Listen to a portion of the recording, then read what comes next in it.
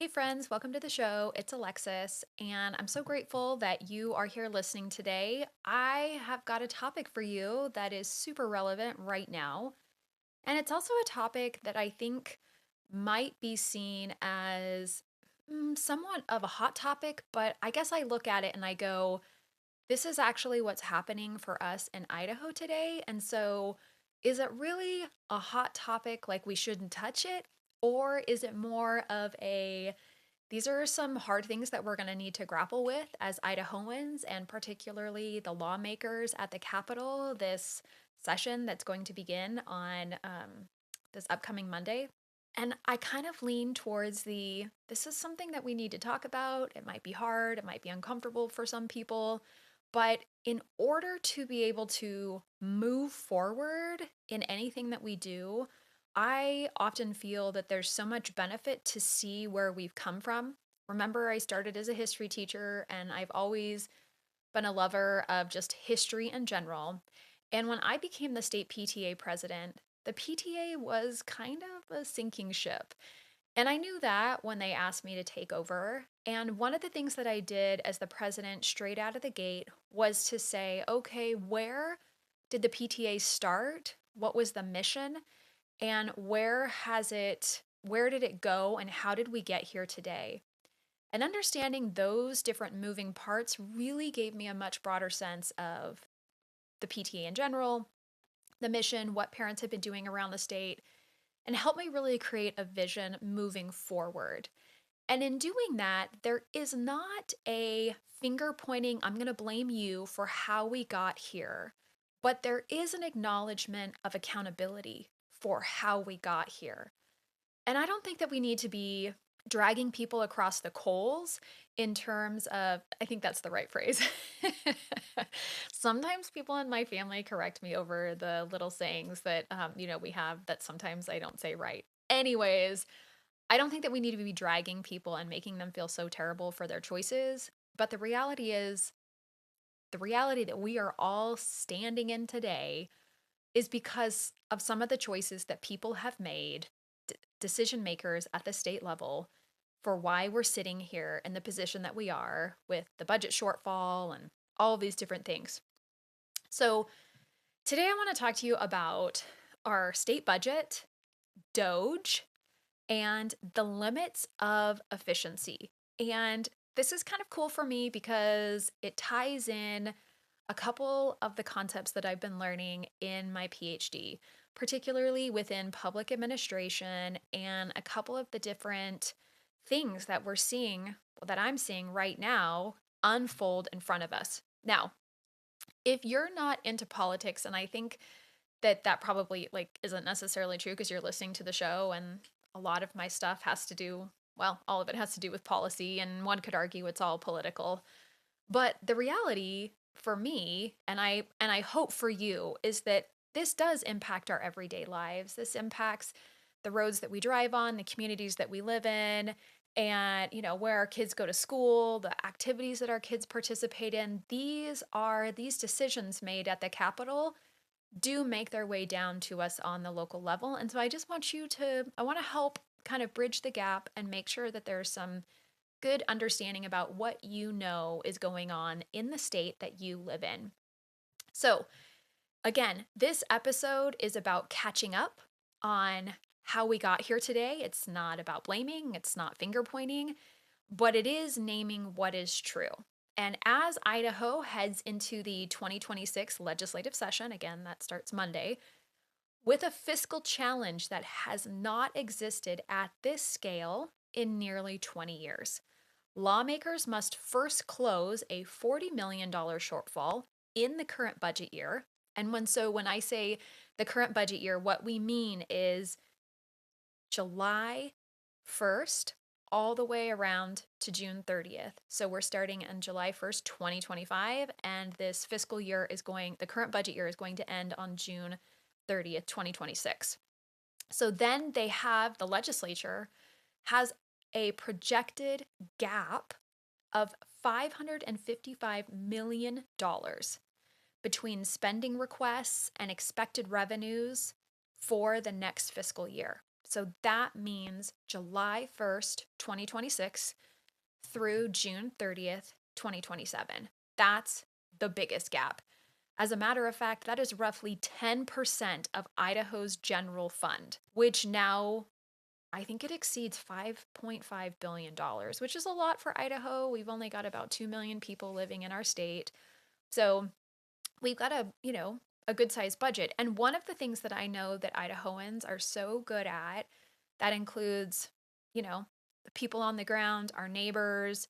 It includes so many of the public services that we receive and people who work in the administrative level, that Idahoans are very efficient with the money that we have. And I observe people to be very mindful of, almost like a steward, as if they're acting as a steward over the money that they're given. And as a former school board member, I can tell you that we were cognizant of the dollars that came in and the dollars that we spent, because it was in large part our community's funding of something that we valued and that they valued. So, and now, mind you, that gap, the $555 million, represents 10% of Idaho's general fund.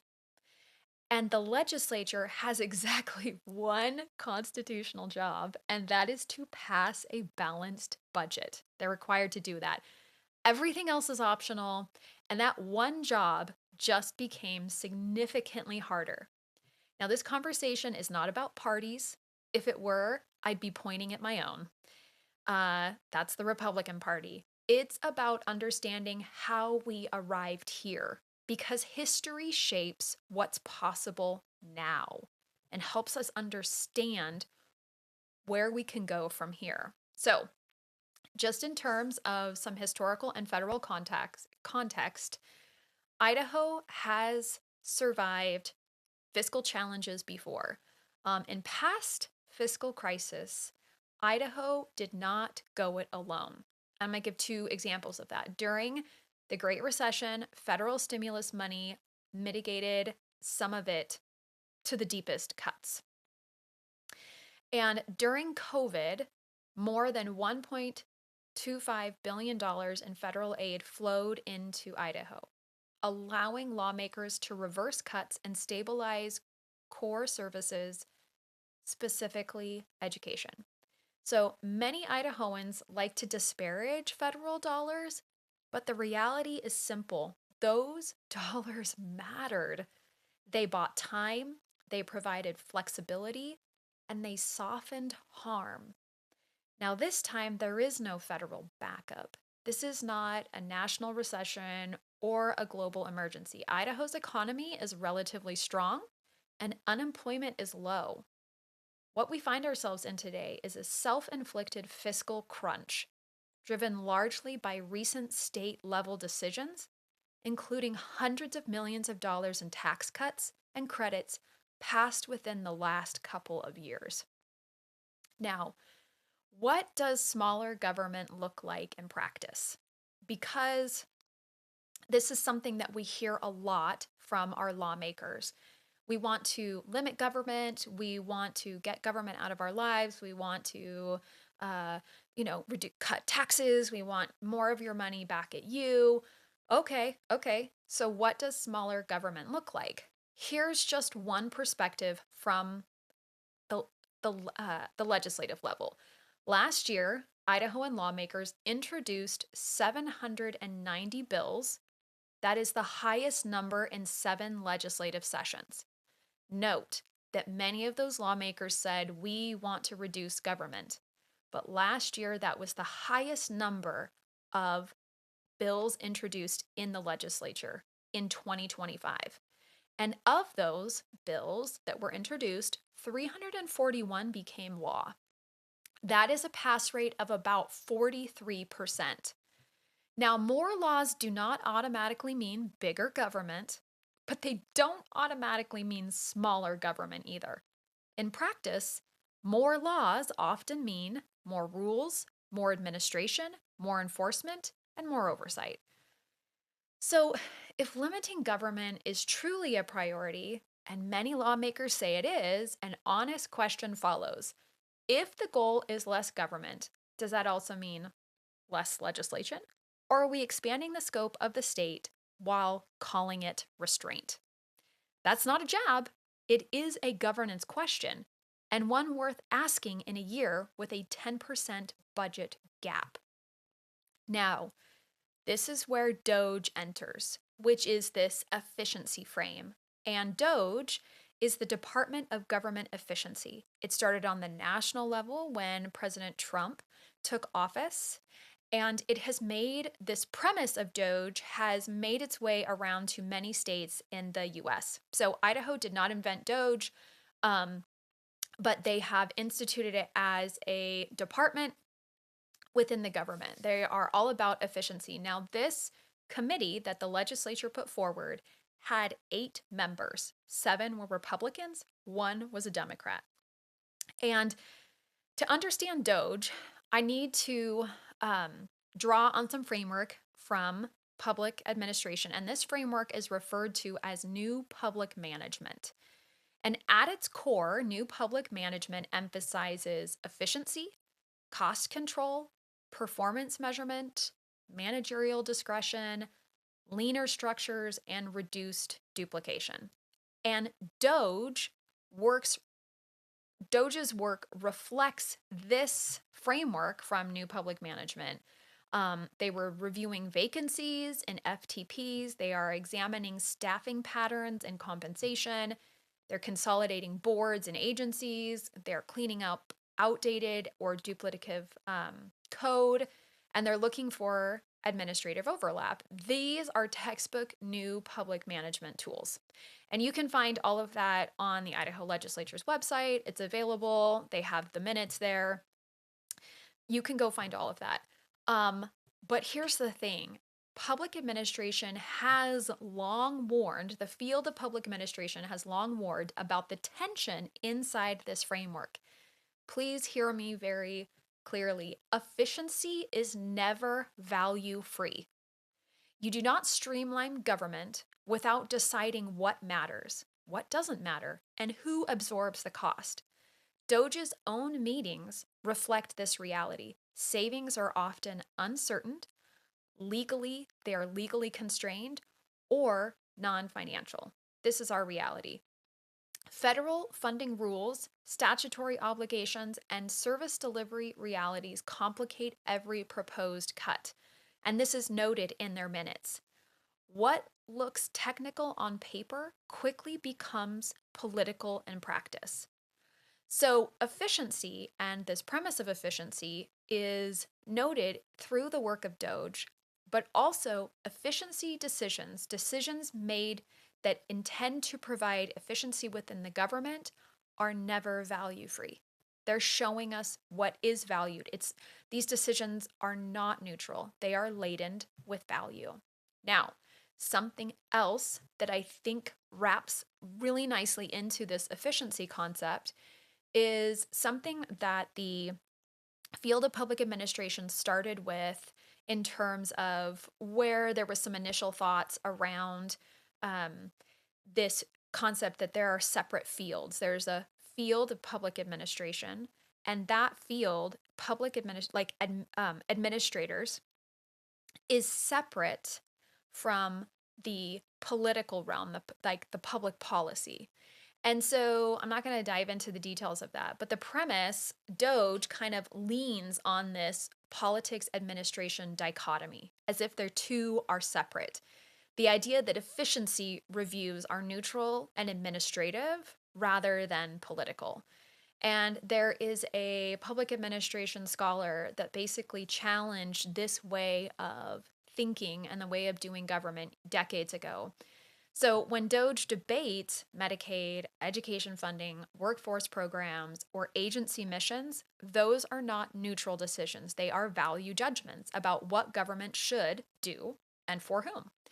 So this scholar, Dwight Waldo, reminds people that public administration is inseparable from democracy. Efficiency work is governance work, whether we call it that or not. So what DOGE is doing is governance work, and they're deciding what is what does have value, what doesn't. And I'm going to hop down then now into talk just to share some of these outcomes. DOGE is not failing its charge, but it is revealing a deeper truth. There is no such thing as apolitical efficiency. So, DOGE's formal charge is to study and review governmental efficiency matters pertaining to the state of Idaho. Over the past several months, a clear set of goals has emerged. DOGE's stated and demonstrated goals include identifying inefficiencies and reducing and redundancies, in the state government, improving transparency and legislative visibility into how agencies, boards, and commissions operate and spend money, reducing duplication across agencies and quasi-governmental entities, clarifying statutory authority through code cleanup and repeal, recommending structural or organizational reforms where consolidation may improve efficiency. So, that transparency goal matters. Repeatedly, DOGE's meetings surface concerns not just about spending, but about how difficult it is to see where money flows, who holds authority, and who is accountable. It was tough work that they participated in, and they ran into a lot of challenges. So, what DOGE has actually, what it has produced so far: incremental consolidation and merger recommendations, code cleanup and repeal of outdated statutes, reviews of vacant FTPs and staffing practices, increased use of data and reporting to inform JFAC, and recommendations forwarded, not mandates imposed, reflecting legal and operational limits. What DOGE has not done is radically shrink or produce immediate large-scale savings. And that's not necessarily a failure. It's an acknowledgement of how government actually works. And when you hear rhetoric around how DOGE is going to, they're going to radically shrink government, they're going to create these immediately large-scale savings, the reality is that's not true. The work that they did was not revolutionary reform, it is incremental triage. DOGE is reshaping government at the margins, not dismantling it. And that's just my perspective based on looking at the minutes and understanding their premise. So here's the part that needs to be said plainly. Many of the lawmakers now facing this budget crisis voted for the fiscal decisions that helped create it, particularly recent tax cuts. All current legislators, excuse me, I say this, all current legislators are up for re-election. And one of the legislature's most experienced budget leaders, Wendy Horman, recently left for a federal appointment, thinning institutional memory at a critical moment. Now, this is not finger pointing, it is governance. But you can't responsibly address a 10% budget gap without reckoning with the policy choices that narrowed the state's fiscal capacity. This moment is not about ideology, it's about honesty. And this is why I brought in DOGE and what DOGE has been doing in Idaho with the concept of where we got ourselves here today. In some measure, because what I understood DOGE to be and what they were talking about was that they were going to come and make sweeping changes and save us a bunch of money and do all these different things. And the reality is that's not what happened. And that's not a failure. Again, it's reality. They're making incremental changes. So to wrap up the convo with you today, it's, again, for me, it's not about ideology, it's about accepting what is. Efficiency is not neutral. More laws don't automatically mean less government. And governmental change isn't this sweeping reform, it's incremental. And understanding where we've been helps us know how to move forward. And right now, Idaho is governing without a safety net. I'm hopeful for what comes next. I'm hopeful for the legislature. I mean, at the end of the day, they have to be successful. It's their constitutional obligation to balance this budget. And for me, you can't solve today's problems if you pretend yesterday didn't happen.